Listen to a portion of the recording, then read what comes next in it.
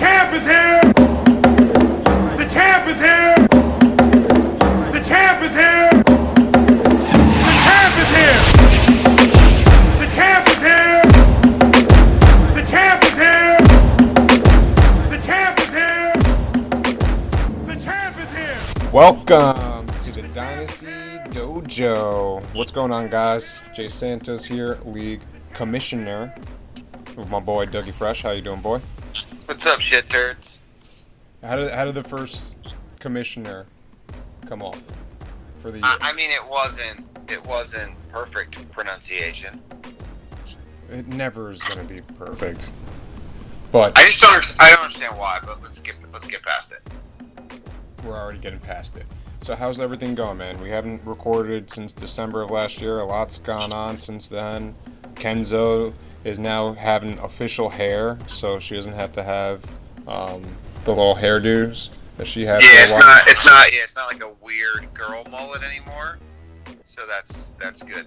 As far as fantasy football goes, I did a good 23 minutes of research before this conversation, so I should be able to provide some valuable insight.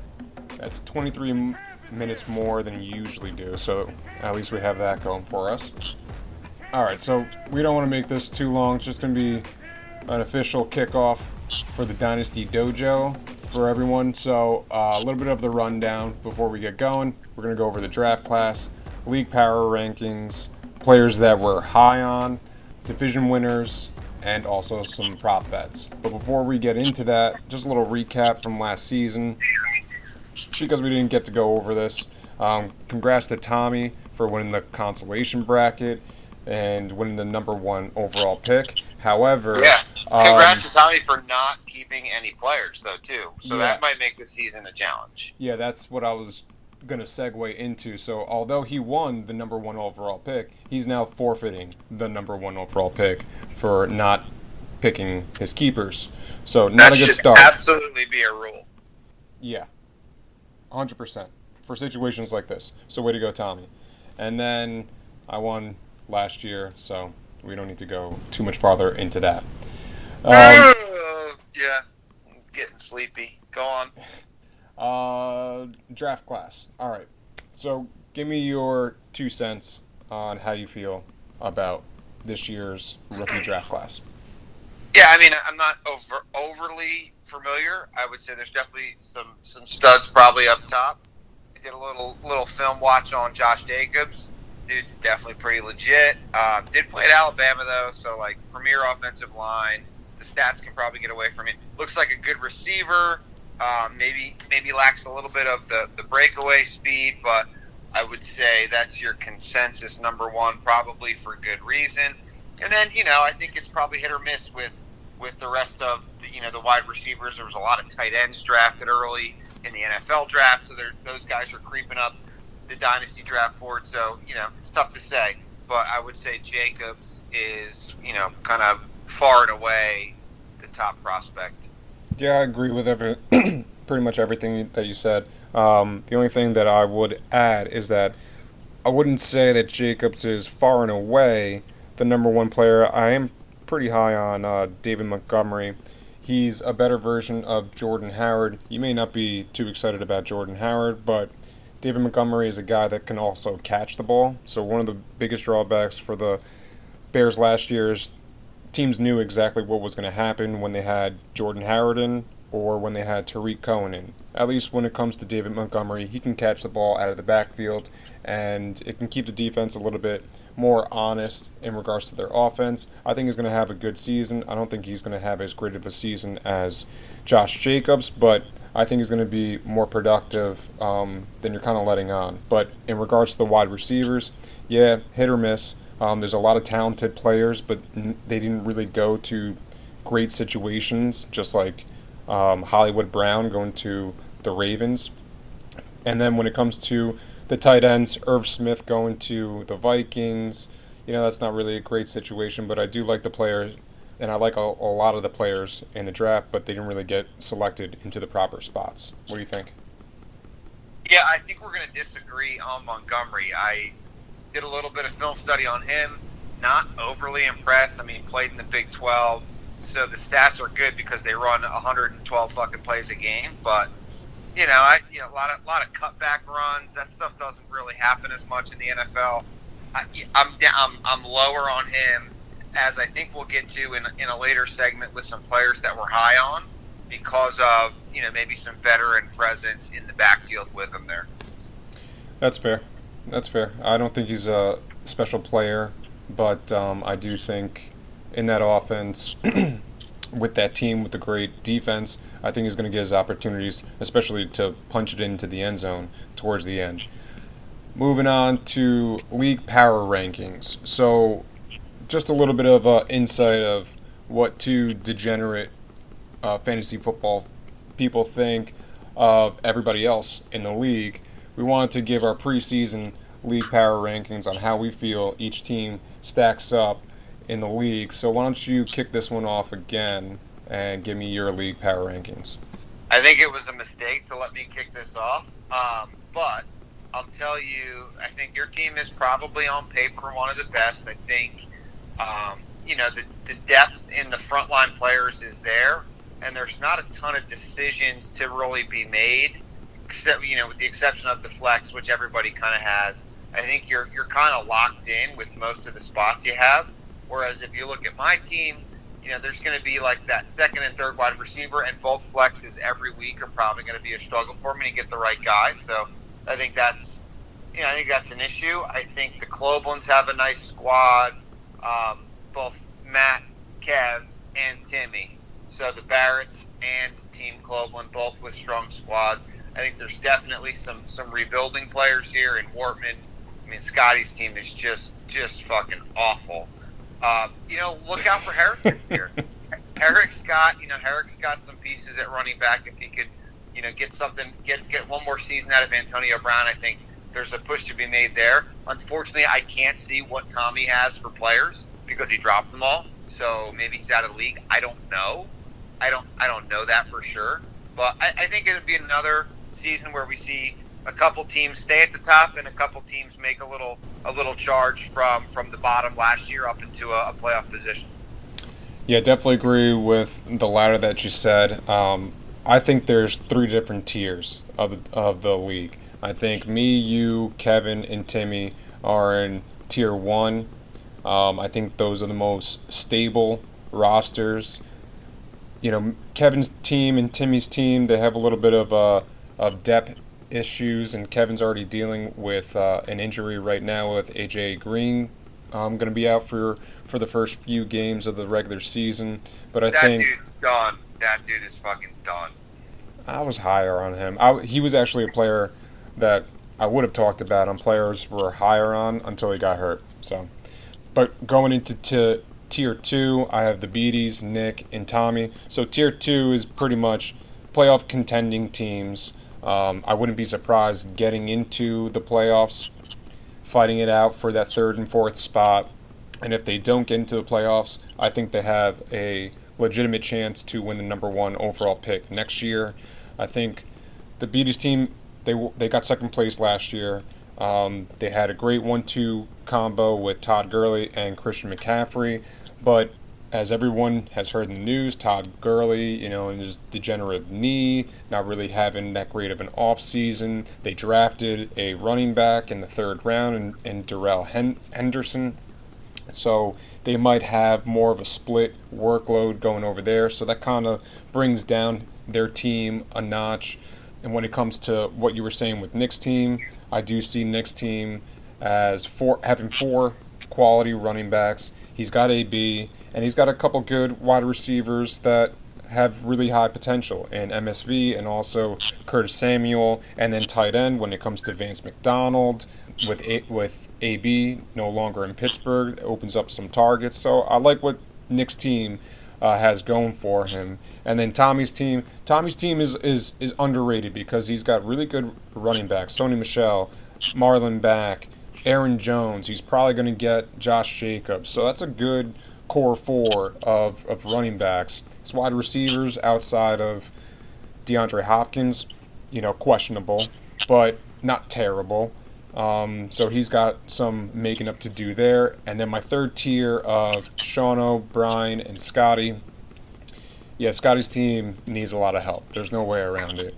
Brian's in a rebuild mode. That's why he's asking for a lot of draft picks for both this year and next year. So he's going through that. And Shauno's team, I thought about moving Shauno's team up to tier 2, depending upon who he gets in the rookie draft. He's got good wide receivers. He just picked up Kenyon Drake in a trade. He could be good. He's a high upside, low floor kind of player. He's got some good players, but depth, again, is an issue for his team. So, we'll see how that plays out. Let me ask you a question. We were talking on Nick's team.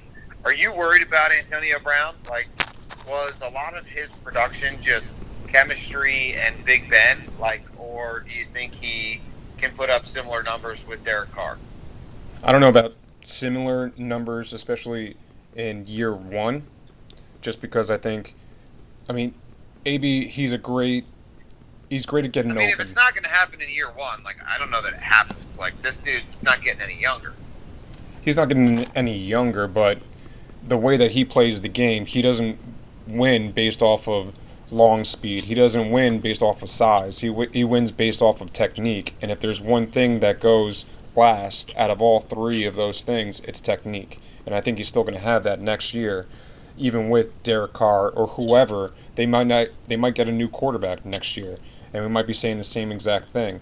I still think he's a floor of a top 10 to 12 wide receiver, but I think his days of a top 5 wide receiver are probably gone. I think you're right there. I think the floor could be lower. I think the floor could be top 20 receiver. But I think that's one of the more interesting fantasy players going into this year in terms of new situation. Yeah, I think he's in John Gruden's offense. They usually had a good number 1 wide receiver. So, and if he doesn't get the ball, he's going to flip out. So, there's that too. Moving on to players that we're high on, I'll kick this off. The 4 players that I have here are Curtis Samuel, Nyheim Hines, Darius Geis, and Mike Gesicki. So I like Curtis Samuel. He's on the Panthers, for those of you that don't know that, and I'm talking to you, Tommy and Shauno. He's a wide receiver on the Panthers, and he's a really good player. I've liked him ever since his Buckeye days. Yeah, football player at Ohio State. I agree. I think he's a better or a more healthy version of Percy Harvin. He's someone that could run the ball well, return the ball, and also beat you deep as well. They do have DJ Moore as their number 1 wide receiver, who they picked up in the first round, so he's definitely going to get, the number 1 looks, but it's not going to be like a regular number 1 wide receiver look market share. So like how Julio gets like a third of the targets over there. I think when it comes to DJ Moore, he might get a 5th. And if that's his target share that he's going to get over there, I think Curtis Samuel is definitely going to be able to make a big impact in both the short and deep game in Carolina. Nyheim Hines, running back on the Colts. Nyheim Hines, he's like a world-class sprinter, and he had no big plays last year. He is very similar to Tariq Cohen. Maybe not as shifty, but his long speed is up there with some of the fastest players in the NFL. So I think this year he'll definitely have more of a Sproulsian type of season with the Colts, and I think you're going to see more big plays out of them this year. Darius Geis, that's my boy.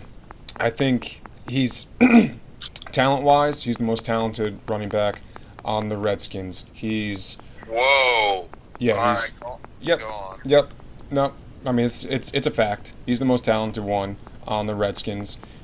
He during his college days, it was him and Saquon Barkley as the top running backs in college football. He was actually one of the top running back recruits out of high school. He was poised to be the number 1 back on the Redskins last year.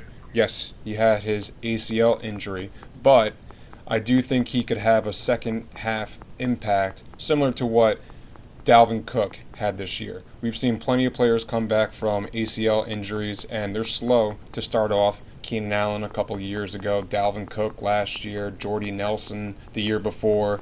But I think he can have a really good second half impact for the Redskins. They have a good offensive line. It's going to be dependent upon how Haskins plays out. He's a wild card, but I think talent-wise, I think the cream rises up to the top, and Darius Geis in the second half of the season is going to have a Dalvin Cook-like second half of the season. And Mike Gesicki, another freak of nature. I think he had like the best athletic score ever in the history of the NFL Combine last year for tight ends. He's a freak of nature. Now, he was in Adam Gase's doghouse last year. He didn't really play all too much. New coaching Adam staff. Gase is a retard, but okay. Yeah, he's an idiot. So good luck, Jets fans. But new coaching staff, clean slate.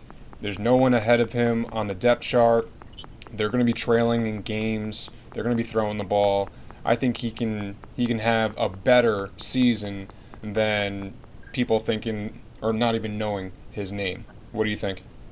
Yeah, so I agree with you. I'll just go down your list. I agree with you on Samuel. He was a guy that I almost gave you for my players to watch to kind of outperform expectations. He's just kind of guy who like sneakily just scores touchdowns at every level despite kind of a lack of size. So I like that one.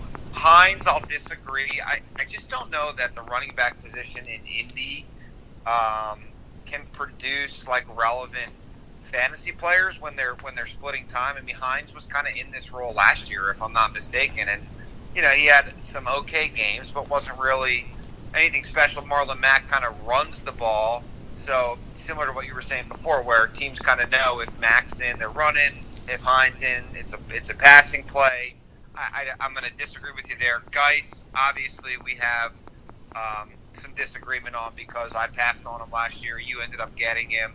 I don't know how you keep Peterson on the roster with the season he had last year, 1,000-yard season, even looked like almost better down the stretch after he had more work. I don't see Geis coming off the injury getting the lion's share of carries there. And then Gesicki, I guess I'll agree with you. I don't know a lot about the player. Obviously, situation has changed. I don't know. I mean, I don't even know who plays quarterback there. Could get a little dicey for him. Just a couple rebuttals. When the Bears had Jordan Howard and Tariq Cohen last year, both of them were top, I think, 18 running backs. So I don't think he's going to be, a top 15 or 20 running back. But, I mean, people aren't really drafting him until one of the last picks of the draft. So I think he's definitely going to have a more of an impact, especially with more big plays. And when it comes to Darius Geis, I mean, yeah, Peterson had a great season last year, but that was also with literally no one else on the team. That was also with Mark Sanchez throwing the ball, and they didn't want him to throw the ball, so that's why they just gave AP 30 carries per game for, 80 yards? So I think later on this season, I don't think he's going to come out, firing on all cylinders, but I think he's going to do better in the second half. All right, let's go to your players that you're higher on. Sure, and I'm probably going to regret putting my flag in this camp, but the first player that came to mind for me was Jameis Winston.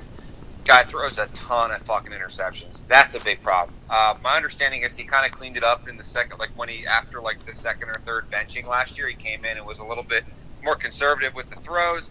Bruce Arians comes to town as the offensive coordinator, notoriously good for quarterbacks, made Carson Palmer relevant at one point. After years and years of that dude's fucking stinking. So I just think the defense is really bad in Tampa. They're going to have to throw the ball. Pretty good weapons. I just think he's got to produce top 10 fantasy quarterback output. So, and I don't think he's being drafted there. So that's why I threw him down. Next on the list, James Washington with the departure of Antonio Brown in Pittsburgh. If you look at that depth chart at wide receiver, there is nothing there. So I just don't see how Washington can't produce top 30 probably numbers at the wide receiver position.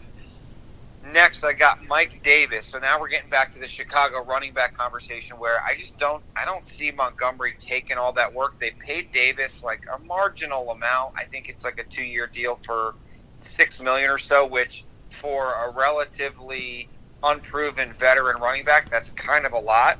that would indicate to me that they probably intend to use him. So there's a guy who probably in a lot of average fantasy leagues doesn't even get drafted, and I think will be a pretty valuable waiver at some point in the season. And then the last one I have is Devin Singletary, running back in Buffalo, behind LaShawn McCoy, and help me out, there's somebody else there too. T.J. Yeldon.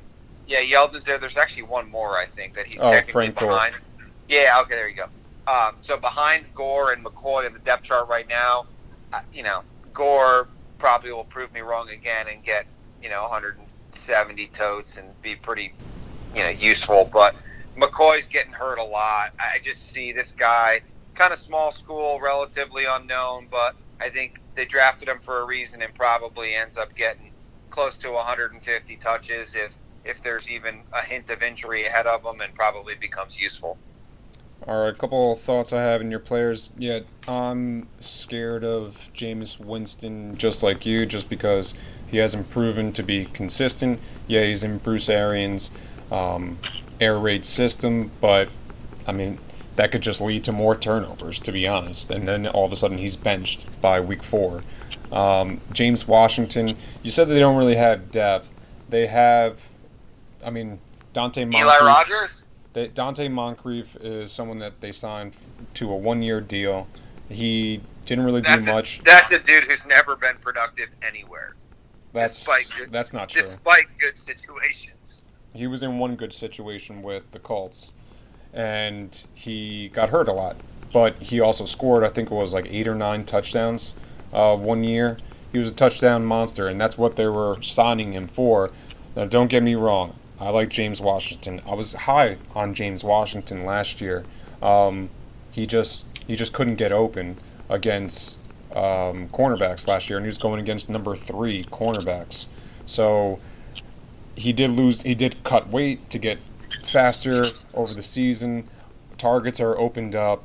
The depth chart is opened up, but I'm not sure if he's someone that I would plant my flag on just because of not only Moncrief, but they also drafted a 3rd-round wide receiver in Dante Johnson, who's actually getting some first-team reps right now. Preseason reps don't really mean much of anything, but I don't hate it. Mike Davis, yeah, we're going to disagree on that. So he did sign a big contract, or a larger contract for an NFL running back free agent. However, that was also before the Bears traded up in the 3rd round to go get David Montgomery, and the Bears only had, I think, 4 draft picks in this NFL draft. So for them to trade their small selection of draft picks to move up and get a running back, that's why I think that he's going to get a little bit more of the running back share than it might seem. And then Devin Singletary, yeah, even though they have a crowded backfield, I can easily see him come out on top. And with, what's his name, Josh Allen as the quarterback, he runs a lot, which would open up more holes for running backs. Yeah, I can see at some point in the season Devin Singletary taking care of the lion's share over there. You got a rebuttal? No, you're probably not wrong on Washington. You would know more than I would. Davis is a guy who's kind of bounced around the league. If I'm not mistaken, was he the guy who blew out the knee real bad coming out of South Carolina into the league, drafted by San Fran? Maybe, is that correct? He was drafted by San Fran. He fell in the draft more so because of off-season or off the field issues. But he was regarded as one of the more talented running backs in his draft class. Yeah, I think he flashed a little in Seattle, maybe. Yep. When they were going through some running back turmoil. I don't know. I just, a rookie running back, great. They traded up, whatever, 4th round, 3rd round. I just think that he's got a chance to get some totes. Yeah, I don't hate it. All right, moving on to prop bets. So before you go into your laundry list of prop bets, I'm just going to give the listeners just 3 things. 3 things that I'm pretty confident in happening. I saw the Cardinals over-under win total was 5.5. I think with Kyler Murray in that air raid offense of Cliff Kingsbury, I think they can definitely get to 6 wins. maybe 8 wins, but for sure 6 wins, just because they're going to be putting up a good amount of points. So I'd take that. And then segueing into my second prop bet of Kyler Murray over 3,100 passing yards. You're not getting the best odds. Oh, the Cardinals bet was plus 110, I should mention. This Kyler Murray prop bet is minus 250. Not the best odds, but an easy lock. It's guaranteed money that's for sure going to happen. So if you want a guaranteed lock, go with that. And then I thought you might like this one. Jason Witten over 470.5 receiving yards. It's plus 120. If you break that down, tight. That is going to be tight. If you break that down per game, you're watching fervently in week 16 to hit that bet. Yeah. Oh, yeah. I think he's gonna. So to hit that, you need to have, I think it was like 28 or 29 yards per game. The last time he was in the league, I think he averaged 34, 35. So Yeah, it's going to be tight. It's going to be tight. I fucking hate that dude as a player. I hated him as an announcer. Yeah, that's fair. Okay, good point. And those are my 3. So the floor is yours, my friend. I'll jump on the bandwagon of team regular season wins. The Cleveland Browns have been a pretty hot bet. The line has now moved to 9. To take the Browns under 9 wins, you still get plus 105. I'm probably going to like that. That's probably something I'll end up taking. Dallas over 9. I mean, the division kind of stinks. Outside of Philadelphia, who's respectable, I'll say. I don't see them. The defense is really good. Dallas probably gets more than 9 wins, and I'll just scroll and stop and see if I can find something else. Jets under 7.5. Yeah, I'll take all of that. How about that? Let's get into a couple others. Let's go Offensive Rookie of the Year. So you were talking about Arizona. Your prohibitive favorite for Offensive Rookie of the Year is Kyler Murray.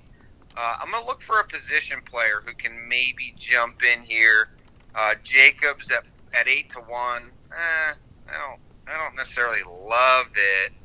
Montgomery at 16 to 1.